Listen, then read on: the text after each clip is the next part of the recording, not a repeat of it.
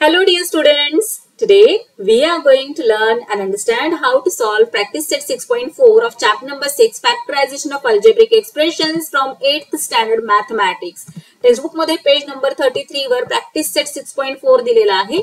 यामध्ये one question आहे simplify आणि या वन क्वेश्चन मध्ये 8 सब क्वेश्चन्स आपल्याला विचारलेले आहेत. आता काही मुलांना या क्वेश्चन्स कडे पाहिल्याच लगेच असं वाटू लागतं अरे बापरे काहीतरी कठीण असं विचारलेलं आहे. पण ट्रस्ट मी खूप इझी आहे. काही वेगळे नवीन फॉर्म्युले आता आपल्याला अभ्यासायचे नाहीयेत.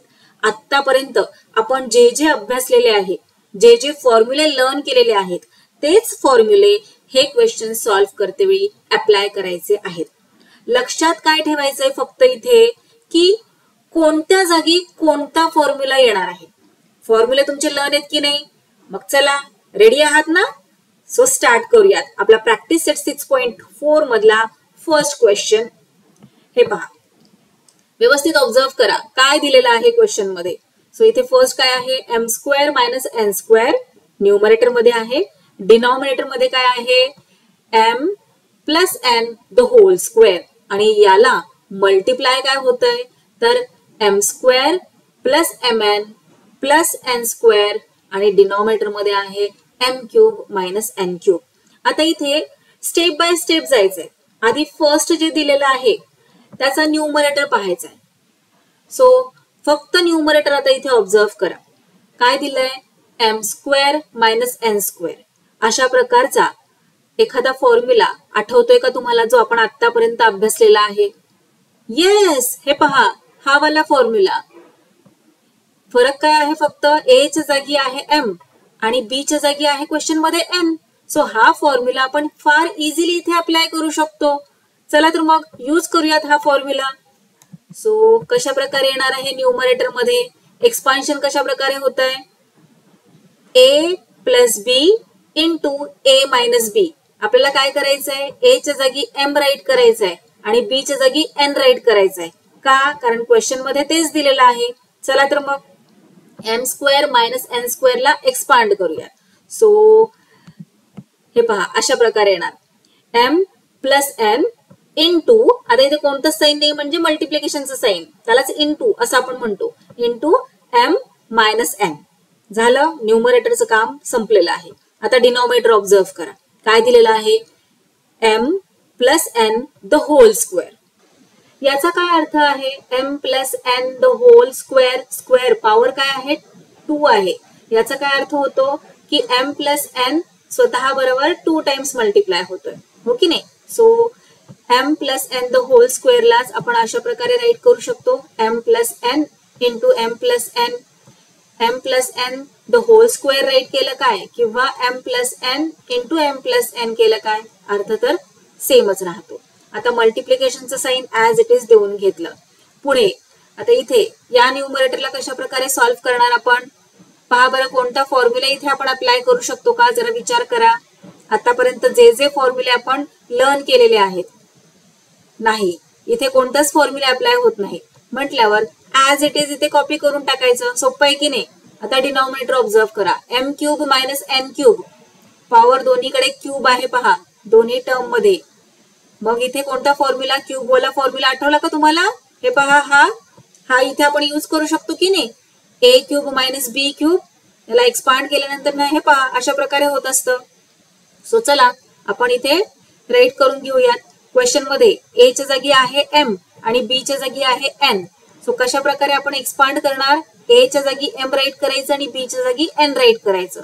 सो फर्स्ट ब्रॅकेट मध्ये अशा प्रकारे येणार एम मायनस एन. कारण इथे काय सांगते आपल्याला फॉर्म्युला? ए मायनस बी. ए च्या जागी एम आहे आणि बी च्या जागी एन आहे म्हणून इथे आपण अशा प्रकारे फर्स्ट ब्रॅकेट मध्ये राईट केलं. आता सेकंड ब्रॅकेट ए स्क्वेअर. याचाच अर्थ क्वेश्चन मध्ये काय आहे? ए म्हणजे एम आहे की नाही? सो एम स्क्वेअर येणार. त्यानंतर प्लसचं साईन आणि ए इंटू बी. सो प्लसचं साईन, ए म्हणजे एम, बी म्हणजे N. So M into N. त्यानंतर ना प्लस बी स्क्वेअर. बी म्हणजे काय आहे? एन, हो ना? सो एन चा स्क्वेअर. झालं. व्हॅल्यूज इथे आपण सबस्टिट्यूट करून घेतलेले आहेत फॉर्म्युलानुसार. आता पहा बरं न्यूमरेटर आणि डिनॉमिनेटर दोन्हीकडचे व्यवस्थित ऑब्झर्व करा. जे जे तुम्हाला सेम दिसतंय आणि कट होणार आहे ते कट करून टाका. हे पहा, इथे आहे m प्लस n आणि इथे वरती सुद्धा आहे m plus n. So m plus n one जार m प्लस n, हे कट होऊन जाणार. त्यानंतर हे पहा, इथे आहे m मायनस n आणि इथे पण आहे m मायनस n. सो हे सुद्धा कट होऊन जाणार. आता इथे पहा, m square plus mn plus n square आणि इथे डिनॉमिनेटर मध्ये सुद्धा सेमच आहे. सो हे सुद्धा कट होऊन जाणार. रिमेनिंग काय आहे आता इथे, तर m प्लस n राईट करून घेऊयात, m प्लस n. आता हे डिनॉमिनेटर मध्ये आहे, मग न्यूमरेटर मध्ये काय राईट करणार, न्यूमरेटर मध्ये काहीच नाहीये ना, मग आपण 1 राईट करणार. सो हे झाले आपले या क्वेश्चनचे आन्सर. आता इथे एक गोष्ट लक्षात घ्या, जर तुम्हाला वेगळ्या प्रकारचा क्वेश्चन आला एक्झाम मध्ये आणि आन्सर तुमचं न्यूमरेटर मध्ये येत असेल, आता हे m प्लस n आपलं कुठे आले, डिनॉमिनेटर मध्ये, बरोबर. पण जर एक्झाम मध्ये तुमचा आन्सर न्यूमरेटर मध्ये येत असेल तर डिनॉमिनेटर 1 राईट करायची काहीच गरज नाहीये. आलं लक्षात. आता इथे आपला आन्सर कुठे आलेला आहे, डिनॉमिनेटर मध्ये आलाय की नाही, म्हणून आपण न्यूमरेटर मध्ये 1 राईट केलेला आहे. जर न्यूमरेटर मध्ये आपला आन्सर आलं तर डिनॉमिनेटर मध्ये 1 राईट करण्याची काही गरज नाही, कारण की 1 हा ऑलरेडी डिनॉमिनेटर मध्ये प्रत्येक नंबरच्या असतोच असतो. चला नेक्स्ट पाहूयात. कळालं तुम्हाला या क्वेश्चनचा आन्सर आपण कशा प्रकारे फाइंड आउट केलेला आहे. जिथे जिथे आपल्याला फॉर्म्युला यूज करता येणार आहे तिथे तिथे फॉर्म्युला यूज करायचा आहे. आणि क्वेश्चन पाहिलं की आपल्याला लगेच लक्षात येतं, अरे इथे आपला हा वाला फॉर्म्युला यूज होऊ शकतो, इथे आपला तो क्यूब वाला फॉर्म्युला यूज होऊ शकतो, हो ना. सो चला आता आपण सेकंड क्वेश्चन पाहूयात. खूप इझी आहे, फक्त तुमचे फॉर्म्युले व्यवस्थित लर्न असायला हवे आणि आधीच्या सगळ्या बेसिक कन्सेप्ट क्लिअर असायला हव्या.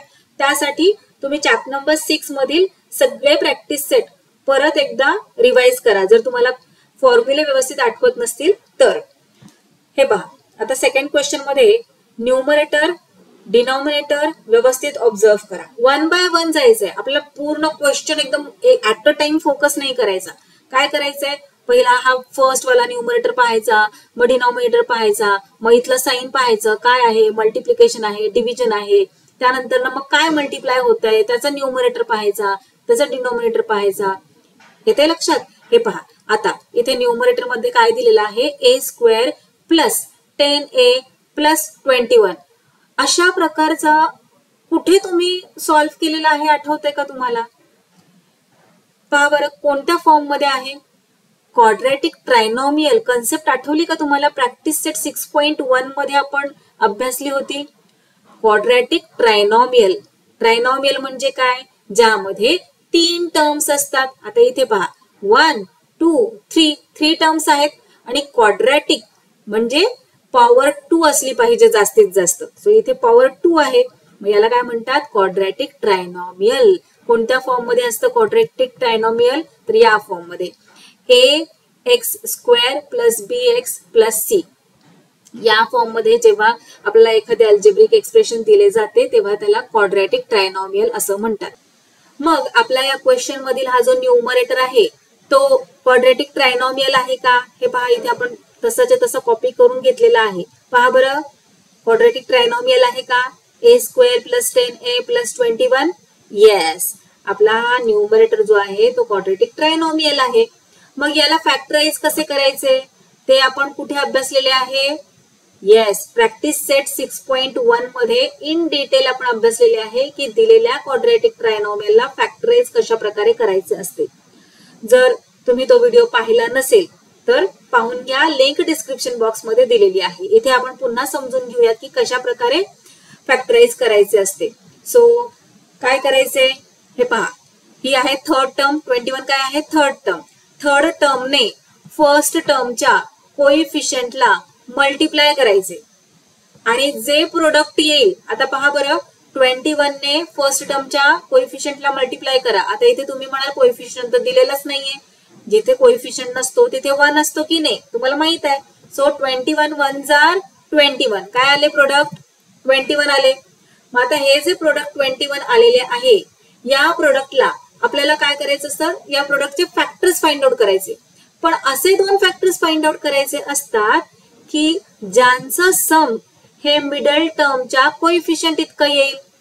सो मिडल टर्मचा कोइफिशियंट काय आहे तर 10 आहे, फक्त 10 आहे का, तर नाही, +10 आहे, हो ना. सो +10. आता काय करायचं आपल्याला, या प्रोडक्टचे 2 फॅक्टर्स असे फाइंड आउट करायचे की ज्यांना ऍड केल्यानंतर आन्सर आपल्याला 10 मिळेल.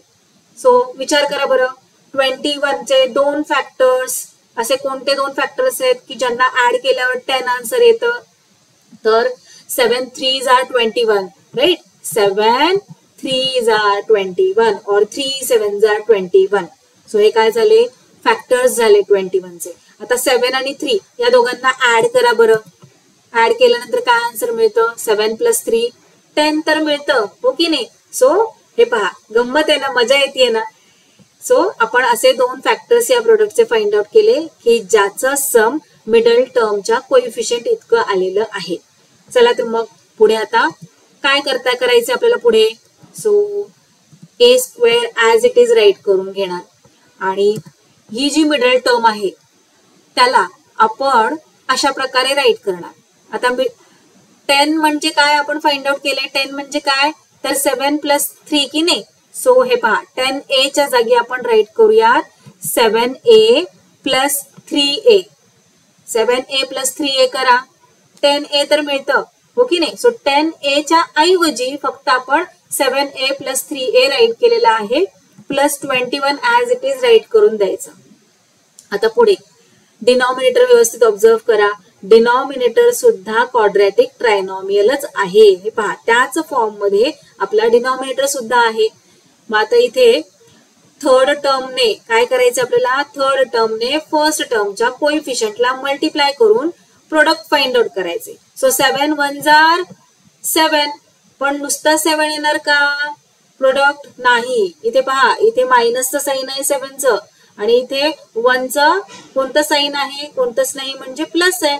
सो मायनस प्लस, प्रोडक्ट मध्ये काय येणार, मायनस इंटू प्लस मायनस येतं की नाही. सो इथे प्रोडक्ट आपला आलेला आहे -7. क्लिअर. आता 7चे असे 2 फॅक्टर्स आपल्याला फाइंड आउट करायचे आहेत की ज्यांचं सम मिडल टर्मच्या कोइफिशियंट इतकं येईल. काय आहे मिडल टर्मचा कोइफिशियंट, +6 आहे. सो शोधा बरं 7चे असे 2 फॅक्टर्स की ज्यांना ऍड केल्यानंतर आपल्याला आन्सर 6 मिळेल. सो 7चे फॅक्टर्स 1 7s are 7 और 7 1s are 7 असे 2च तर येतात, हो ना. हे पहा 7 आणि 1. आता इथे या दोघांना जर ऍड केलं, 7 + 1 जर केलं तर 8 मिळतं. पण मग आपल्याला काय करायचंय, आपल्याला काय पाहिजे, +6 आन्सर पाहिजे. मग आपण काय करूयात, यांचे साइन्स पाहूयात. जर आपण 7 ला प्लस साइन दिलं आणि इथे 1 ला मायनस साइन दिलं, तर पहा बरं काय करता येईल आपल्याला. इथे प्लस साइन, इथे मायनस साइन, याचाच अर्थ प्लस मायनस सबट्रॅक्शन होतं. सो 7 - 1 6 आलं आणि साइन कोणतं येणार, तर मोठ्या नंबरचं प्लस मिळालं आपल्याला. आता इथे पुन्हा एकदा विचार करा. हे पहा, जर मी इथे मायनसचं साइन दिलं असतं 7 ला आणि 1 ला प्लसचं साइन दिलं असतं, तर आपला आन्सर काय आलं असतं, -6 आलं असतं, कारण आपल्याला मोठ्या नंबरचं साइन द्यायचं असतं, हो ना. म्हणून कधीही आता इथे आपल्याला +6 हवंय ना, मग जे साइन आपल्याला आन्सर मध्ये हवं आहे ते साइन कधीही मोठ्या नंबरला द्यायचं. आता इथे आपल्याला प्लस साइन हवं होतं आन्सर मध्ये, म्हणून मोठ्या नंबरला प्लसचं साइन दिलं आणि छोट्या नंबरला मायनसचं साइन दिलं, म्हणजे सबट्रॅक्शन झाल्यानंतर आपलं जे साइन आहे ते आपल्याला पॉझिटिव्ह मिळणार आहे. क्लिअर झालं गोष्टी. चला सो सॉल्व्ह करायला घेऊयात. a² ॲज इट इज येणार प्लस. आता इथे प्लस का दिलाय, हे पहा, इथे प्लस आहे आणि इथे आपण +7 घेतलंय. सो +6a च्या जागी आपण काय राईट करणार आहोत, 7a, त्यानंतर -1a. आता इथे 1 नाही राईट केला तरी चालतो. आता पुढे -7 ॲज इट इज राईट करून घेऊयात. पुढे मल्टिप्लिकेशनचा साइन आहे, ॲज इट इज देऊन घेतलं. a² - 1. आता इथे a² आहे आणि इथे नुसता 1 दिलेला आहे. मग या 1 ला जर आपण 1² राईट केलं तर काही फरक पडणार आहे का, 1चा स्क्वेअर 1च असतो. सो याच्या व्हॅल्यू मध्ये काहीच फरक पडणार नाही. पण आपल्याला सॉल्व्ह करते वेळी फॉर्म्युला जो आपल्याला लर्न आहे तो मात्र यूज करता येणार आहे, हो की नाही. सो याला आपण हे पहा अशा प्रकारे राईट करूयात, ए स्क्वेअर मायनस 1 स्क्वेअर आणि A plus 3 as it is येणार, कारण यासाठी कोणताच फॉर्म्युला आपल्याकडे नाहीये. चला आता पुढे कशा प्रकारे सॉल्व्ह करणार आपण. आता याचा न्यूमरेटर व्यवस्थित ऑब्झर्व करा, स्टेप बाय स्टेप जायचंय. आधी काय करायचंय, फक्त न्यूमरेटर ऑब्झर्व करायचा. याला आपण सॉल्व्ह करून घेतलेलं आहे की नाही, फॅक्टराइज करून घेतलेलं आहे. मग नेक्स्ट स्टेप काय करतो आपण याची, तर कॉमन बाहेर काढतो, हो की नाही. सो 2 चे ग्रुप करतो. आता ए स्क्वेअर प्लस 7a याला ऑब्झर्व करा, या दोघांमधून काय कॉमन बाहेर निघेल, तर इकडे ए स्क्वेअर आहे, इकडे ए आहे. सो दोघांमधून ए कॉमन म्हणून बाहेर निघू शकतो. मग ब्रॅकेटमध्ये काय राहणार, तर ए प्लस इथला ए तर कॉमन म्हणून आपण बाहेर काढलेला आहे, काय राहणार 7. सो 7 इथे आपण घेतला, प्लसचं साइन देऊन घेऊया तिथे. आता 3a प्लस 21 याचा एक ग्रुप करायचा आहे आणि या दोघांमधून काय कॉमन बाहेर निघतंय ते पाहायचंय. सो दोघांमधून 3 बाहेर निघू शकतो. हे पहा इथे 3 आहे आणि 21 म्हणजे काय, 21 म्हणजे 3 7s are 21, हो ना. सो दोघांमधून आपण 3 बाहेर काढूयात आणि ब्रॅकेटमध्ये राईट करूयात. आता इथला 3 बाहेर काढला कॉमन म्हणून, तर इथे काय राहिलंय ए प्लसचं साइन. आता 21 मधला 3 बाहेर काढला, मग काय राहिलं, 21 कसं तयार होतो, 3 7s are ना. सो 3 बाहेर काढला, आतमध्ये किती राहणार 7. हे पहा 3 ने 7 ला मल्टिप्लाय केल्यावर 21च आन्सर मिळणार आहे आपल्याला. त्याचबरोबर 3 ने ए ला मल्टिप्लाय केलं की 3aच आन्सर मिळतं आपल्याला. ओके, चला आता पुढे डिनोमिनेटर ऑब्झर्व करा. आता फक्त यामध्ये सुद्धा आपल्याला 2 चे ग्रुप्स करायचे. सो हे पहा ए स्क्वेअर प्लस 7a इथे ऑब्झर्व करा, काय कॉमन बाहेर निघणार, तर ए कॉमन बाहेर निघणार. ब्रॅकेटमध्ये काय राहणार 1a प्लस 7 ब्रॅकेट क्लोज. आता इथे हे जे मायनसचं साइन आहे ते देऊन घ्यायचं आहे. पुढे पहा या दोघांचा ग्रुप करा, 1a मायनस 7 या दोघांमधलं काय बाहेर निघणार, कॉमन काय आहे, एक काहीतरी आपल्याला बाहेर काढायचंच आहे. मग कॉमन 1 कॉमन बाहेर निघू शकतो की नाही दोघांमधला. सो 1 आपण कॉमन म्हणून बाहेर काढला, ब्रॅकेटमध्ये काय राहिलं, सो इथला ए एक राहिला. आता इथे साइन पहा, मी याआधी सुद्धा प्रॅक्टिस सेट 6.1 मध्ये तुम्हाला व्यवस्थित समजून सांगितलंय की जेव्हा कधी इथे मायनसचं साइन येतं तेव्हा ब्रॅकेट मधलं साइन आपल्याला चेंज करायचं असतं. इथे जे साइन आहे ते ऍज इट इज नाही देऊन घ्यायचं. हे पहा इथे मायनस आहे की नाही, मग इथे प्लस होणार, कारण मल्टिप्लिकेशन केल्यानंतर. आता हे पहा इथे मायनस आणि इथे सुद्धा मायनस दिलं, तर मल्टिप्लिकेशन केल्यानंतर मायनस मायनस काय होतं, प्लस होत असतं. मग आपला आन्सर चुकून जाणार, हो ना. आपल्याला काय हवंय, सॉल्व्ह केल्यानंतर सुद्धा इथे जे साइन दिलेलं आहे ते चेंज करायचं नाही आपल्याला. म्हणून जेव्हा कधी इथे मायनसचं साइन येतं तेव्हा ब्रॅकेटच्या आतलं साइन चेंज करायचं. जेव्हा इथे प्लसचं साइन असतं तेव्हा चेंज करण्याची काहीच गरज नसते, जे साइन आहे ते ऍज इट इज देऊन घ्यायचं. पण आता इथे मायनसचं साइन आलंय की नाही, मग आतमध्ये ब्रॅकेटमध्ये मायनस असेल तर प्लस द्यायचं. सो ए प्लस 7 ब्रॅकेट क्लोज. चला पुढे मल्टिप्लिकेशनचं साइन ऍज इट इज देऊन घेऊयात. आणि जसं की मी तुम्हाला सांगितलं की ए स्क्वेअर मायनस 1 स्क्वेअर साठी आपल्याकडे फॉर्म्युला आहे. सो तो फॉर्म्युला आपण आता इथे अप्लाय करूयात. काय होणार आहे, ए plus B into A minus बी. ए च्या जागी काय आहे, इथे ए च्या जागी एच आहे की नाही, आणि बी च्या जागी आहे 1. सो चला व्हॅल्यूज सबस्टिट्यूट करून घेऊयात. ए च्या जागी एच आहे, so as it is write करून घेतला. आता प्लसचं साइन देऊन घेतलं, बी च्या जागी काय आहे 1 आहे ना क्वेश्चन मध्ये, सो 1 दिला, ब्रॅकेट क्लोज. आता काय करायचंय, ए मायनस बी, ए च्या जागी एच आहे आणि बी च्या जागी काय आहे 1 आहे, सो 1 राईट करून घेतला. आणि A plus 3 as it is new denominator मध्ये राईट करून घेणार. ओके, आता पुढे पुढे काय करायचंय, A plus 7 A plus 7 common आहे की नाही. सो नेक्स्ट स्टेप मध्ये आपण अशा प्रकारे ए प्लस 7 दोन्हीकडचे जे आहेत आलेले ते कॉमन म्हणून राईट केलं, आणि जे ब्रॅकेटच्या बाहेर आहे त्याला दुसऱ्या ब्रॅकेटमध्ये राईट करून घ्यायचं. अशाच प्रकारे आपण क्वाड्रॅटिक ट्रायनॉमियलला सॉल्व्ह करत असतो की नाही, प्रॅक्टिस सेट 6 मध्ये आपण अभ्यासलेले आहे. खाली सुद्धा त्याच प्रकारे जे ब्रॅकेट मध्ये आहे ते कॉमन म्हणून 1 टाइम राईट करायचे आणि जे ब्रॅकेटच्या बाहेर आहे त्याला सेकंड ब्रॅकेट मध्ये राईट करून घ्यायचे. ओके, आता हे मल्टिप्लिकेशनचा साइन ऍज इट इज देऊन घ्या आणि हे सुद्धा ऍज इट इज इथे आपल्याला आता कॉपी करायचंय कारण तिथे आता सॉल्व्ह करायला काही शिल्लक राहिलेलं नाहीये. सो ऍज इट इज आपण ते कॉपी करून घेत आहोत. ओके, आता व्यवस्थित ऑब्झर्व करा. काही सेम दिसतंय का तुम्हाला न्यूमरेटर आणि डिनॉमिनेटर मध्ये? तर हो, हे पहा इथे a+7 इथे a+7 सो कट होऊन जाणार. आणखी काय सेम आहे? a+3 आणि a+3 कट करा. आणखी a-1 a-1 कट झालं. शिल्लक काय आहे आता? a+1. सो a+1 झाले या क्वेश्चनचे आन्सर. आता हे पहा a+1 कुठे आलेला आहे? न्यूमरेटर मध्ये की नाही? मग इथे डिनॉमिनेटर 1 राईट करायची गरज आहे का? ज्याप्रमाणे आपण क्वेश्चन नंबर 1 मध्ये केलं होतं. क्वेश्चन नंबर 1 मध्ये डिनॉमिनेटर मध्ये आपला आन्सर आलेलं होतं म्हणून आपण न्यूमरेटर मध्ये 1 राईट केला होता. पण आता हे पहा न्यूमरेटर मध्ये आपला आन्सर आलेला आहे म्हणून इथे डिनॉमिनेटर मध्ये 1 राईट करायची काहीही गरज नाहीये कारण 1 हा असतोच असतो, त्याला राईट करायची गरज नसते. सो इथे आपले फायनल आन्सर काय झालेले आहे या क्वेश्चनचे? a+1. आले लक्षात? पाहताय ना किती इझी आहे आणि मज्जा येते सॉल्व्ह करायला. चला पुढे पाहूयात.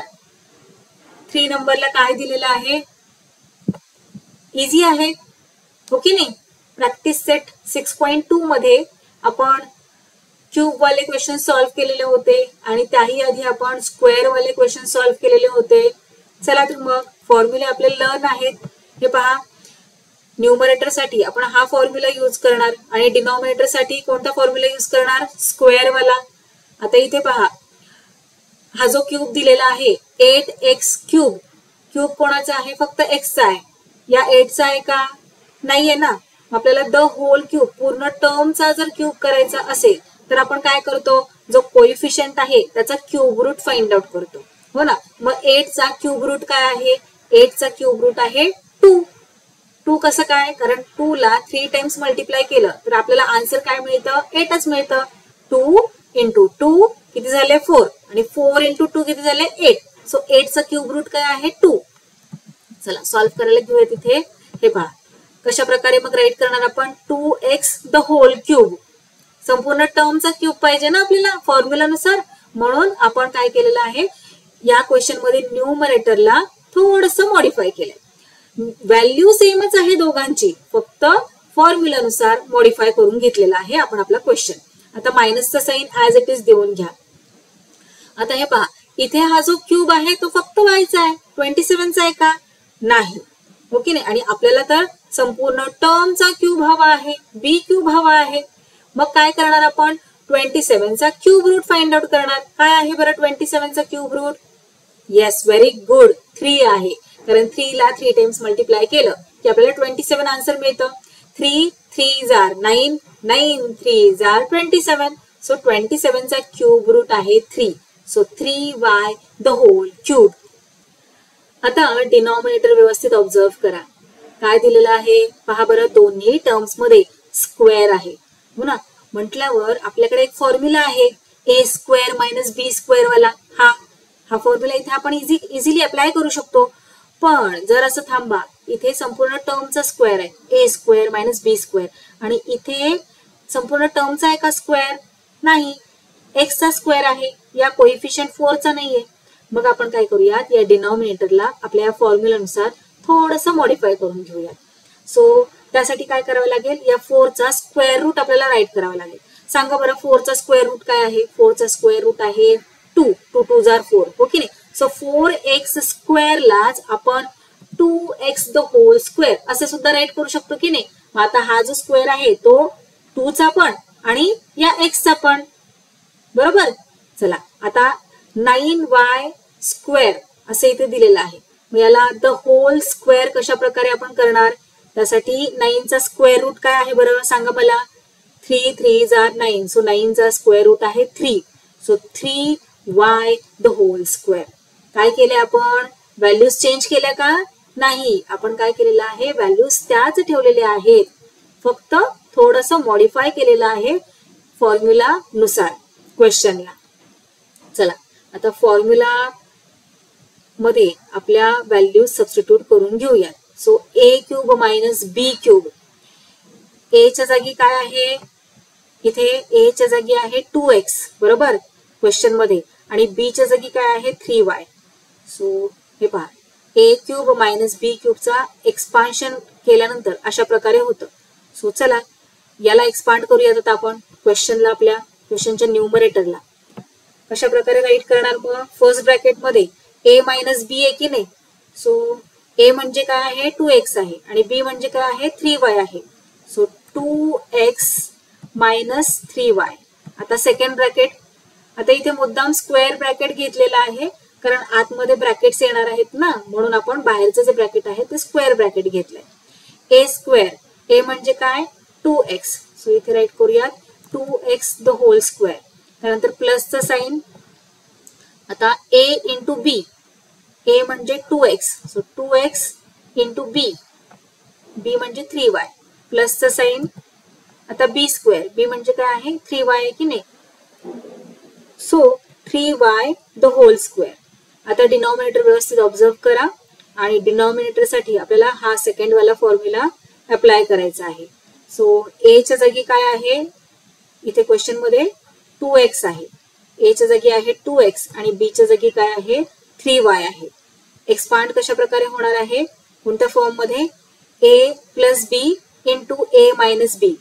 आपल्याला काय करायचंय, फक्त ए च्या ऐवजी 2x राईट करायचंय आणि बी च्या ऐवजी 3y राईट करायचंय. चला तर मग राईट करून घेऊयात.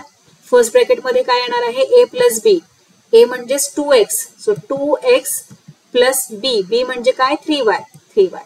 सेकंड ब्रॅकेट मध्ये कशा प्रकारे येणार आहे 2x मायनस 3y. ओके, आता नेक्स्ट स्टेप मध्ये सॉल्व्ह करून घेऊयात. First bracket as it is येणार इथे. आता जे स्क्वेअर ब्रॅकेट आहे तर स्क्वेअर ब्रॅकेट मध्ये पहा, इथे हा जो स्क्वेअर आहे तो 2 चा पण आहे आणि x चा पण आहे की नाही. सो 2 चा स्क्वेअर किती 4. सो 4x स्क्वेअर प्लस, आता इथे पहा 2x म्हणजे काय आहे, 2x म्हणजे आहे 2 इंटू एक्स आणि 3y म्हणजे काय आहे, 3y म्हणजे आहे 3 इंटू y. सो 2 3 जार किती 6, 2 3 जार 6 आणि x इंटू y किती xy. सो 6xy झाले इथे आन्सर. त्यानंतर ना प्लसचं साइन ऍज इट इज. आता हा जो स्क्वेअर आहे तो 3 चा पण आहे आणि y चा पण आहे. सो 3 चा स्क्वेअर 9 आणि y चा स्क्वेअर y स्क्वेअर ओनली. आता डिनॉमिनेटर मध्ये ऍज इट इज जे राईट केलेलं आहे ते राईट करून घेणार. ओके, आता पहा बरं पुढे आणखी आपल्याला काय करता येणार आहे, न्यूमरेटर आणि डिनॉमिनेटर मध्ये काही आपल्याला सेम दिसतंय का, तर हो, हे पहा 2x minus 3y, 2x minus 3y. So हे इथेच आपण कट करू शकतो. आता रिमेनिंग जे आहे ते ऍज इट इज राईट करून घेऊयात. ओके, डिनॉमिनेटर मध्ये अशा प्रकारे येणार. पुढे आणखी आपण याला सॉल्व्ह करू शकतो का, विचार करा जरा. नाही करू शकत, हो ना. सो हे झाले आपले या क्वेश्चनचे फायनल आन्सर. चला फोर्थ क्वेश्चन पाहूयात. आता इथे पहा, इथे सुद्धा न्यूमरेटर मध्ये क्वाड्रॅटिक ट्रायनॉमियल आपल्याला दिलेला आहे, त्याच फॉर्म मध्ये आहे की नाही, एक्स स्क्वेअर प्लस बी एक्स प्लस सी. सो हे काय आहे क्वाड्रॅटिक ट्रायनॉमियल आहे. सो क्वाड्रॅटिक ट्रायनॉमियलला कशा प्रकारे आपण सॉल्व्ह करत असतो, तर थर्ड टर्मने फर्स्ट टर्मच्या कोइफिशियंटला मल्टिप्लाय करतो, जे प्रोडक्ट येतं. आता इथे 24 1 जार 24, इथे मायनसचं साइन आहे, इथे प्लसचं साइन आहे. सो 24 जे प्रोडक्ट आलेलं आहे ते पॉझिटिव्ह आहे की निगेटिव्ह आहे, -24 येणार की नाही इथे. सो प्रोडक्ट आपलं -24 आलेलं आहे, पण सध्या आपण इथे 24च राईट करून घेऊयात, तुमचा उगाच गोंधळ नको. सो प्रोडक्ट आलेले आहे 24. याचे असे दोन फॅक्टर्स आपल्याला फाइंड आउट करायचे आहेत की ज्यांना ऍड केल्यानंतर मिडल टर्मचं कोइफिशियंट आपल्याला मिळेल. सो 24 चे कोणते दोन फॅक्टर्स आहेत सांगा बरं मला, असे दोन फॅक्टर्स की ज्यांना ऍड केल्यानंतर 5 आन्सर येतं. सो जरा विचार करा बरं, आपल्याला काय पाहिजे, नुसतं 5 पाहिजे का, सम नाही, -5 पाहिजे ना. सो विचार करा जरा कोणते दोन फॅक्टर्स येणार. जर आपण 8 3 जार केलं, 8 3 जार 24. तसं 24 6 4 जार 24 सुद्धा येतं. पण 6 आणि 4 ला ऍड करा, काय येतं आन्सर? 10 येतं. 6 आणि 4 ला मायनस करा, काय येतं आन्सर? 2 येतं. सो 6 आणि 4 आपल्याला चालणार नाही, हो ना. सो इथे आपण घेऊयात 8 आणि 3. 8 आणि 3 या दोघांना ऍड केल्यानंतर 11 आन्सर येतं, बरोबर. पण या दोघांना जर सबट्रॅक्ट केलं आपण तर मात्र 5 आन्सर येतं, हो ना. मग आपल्याला आन्सर मध्ये काय पाहिजे? -5 हवं आहे. मग मायनसचं साईन कधी येणार? जेव्हा मोठ्या नंबरचं मायनसचं साईन असतं तेव्हा. सो 8 ला आपण मायनसचं साईन देऊन घेऊयात. आणि छोट्या नंबरला जर आपण प्लस दिलं तरच आपल्याला या दोघांचं सबट्रॅक्शन करता येणार आहे, हो ना. जर मायनसचं साईन दिलं याला सुद्धा तर ऍडिशन करावी लागेल. मग आपण काय करूयात? 3 ला प्लसचं साईन देऊया. सो मायनस प्लस सबट्रॅक्ट होतं. 8 मधून 3 सबट्रॅक्ट केल्यानंतर 5 आन्सर येतं. पण साईन कोणतं येणार इथे आता? मायनसचं. सो -5 आपल्याला सम मिळालेला आहे. आलं लक्षात? सो इथे प्रोडक्ट आलेला आहे 24. थर्ड टर्मने फर्स्ट टर्मच्या कोएफिशियंटला मल्टिप्लाय केल्यानंतर प्रोडक्ट आलेला आहे 24. आणि 24 चे असे 2 फॅक्टर्स आपण फाइंड आउट केले की ज्यांना ऍड केल्यानंतर मिडल टर्मचा कोएफिशियंट आपल्याला मिळतो. सो मिडल टर्मचा कोएफिशियंट आहे -5. सो तो इथे आपल्याला मिळालेला आहे. चला नेक्स्ट स्टेप मध्ये आपण राईट करून घेऊयात.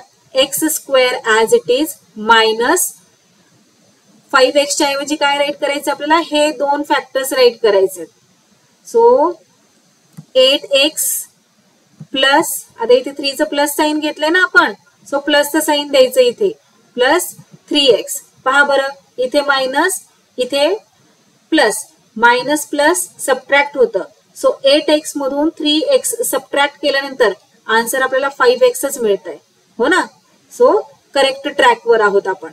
-24 ऍज इट इज राईट करून घ्यायचं. आता डिनॉमिनेटर व्यवस्थित ऑब्झर्व करा. x प्लस 3 x इंटू आहे, x plus 3 into x plus 8. यासाठी आपल्याकडे कोणता फॉर्म्युला आहे का? नाही की नाही. मग याला ऍज इट इज खाली राईट करून घ्यायचं. मल्टिप्लिकेशनचं साईन देऊन घ्या बरं आता इथे. आता x² मायनस 64 आहे, इथे स्क्वेअर आहे. सेकंड टर्म मध्ये आपण स्क्वेअर आणू शकतो का? स्क्वेअर आणू शकतो का असं मी का विचारते तुम्हाला? कारण आपल्याकडे फॉर्म्युला आहे ना a² मायनस b² चा. सो त्या फॉर्म मध्ये आपल्याला याला करता येतंय का? तर हो की नाही. 64 चा स्क्वेअर रूट काय आहे? 8. 8 जार 64. सो याला आपण अशा प्रकारे राईट करू शकतो, x² मायनस 8² आणि खाली डिनॉमिनेटर मध्ये x मायनस 8. इथे स्क्वेअर आहे की नाही, याचाच काय अर्थ होतो की पॉवर 2 आहे. 8 मायनस 8 2 टाइम्स मल्टिप्लाय होत आहे, तर त्यालाच आपण अशा प्रकारे राईट करून घेतलेलं आहे. चला आता नेक्स्ट स्टेप मध्ये सॉल्व्ह करूयात. काय करायचं आपल्याला? क्वाड्रॅटिक ट्रायनॉमियलला सॉल्व्ह करते वेळी 2 2 चे पेअर्स करायचे असतात. सो इथे 2 चे पेअर्स करूयात. हे पहा, आता या 2 चे पेअर्स केल्यानंतर काय कॉमन बाहेर निघणार? तर x कॉमन बाहेर निघणार, हो ना. सो x ला बाहेर काढलं, रिमेनिंग काय आहे आता ब्रॅकेटमध्ये 1x मायनस 8. आता -8 का? कारण x ऑलरेडी आपण इथे बाहेर काढलेला आहे कॉमन. ब्रॅकेट क्लोज करून टाकूयात. आता हे प्लसचं साईन देऊन घ्या. इथे काय कॉमन बाहेर निघेल? इथे 3 आहे, इथे 24 आहे.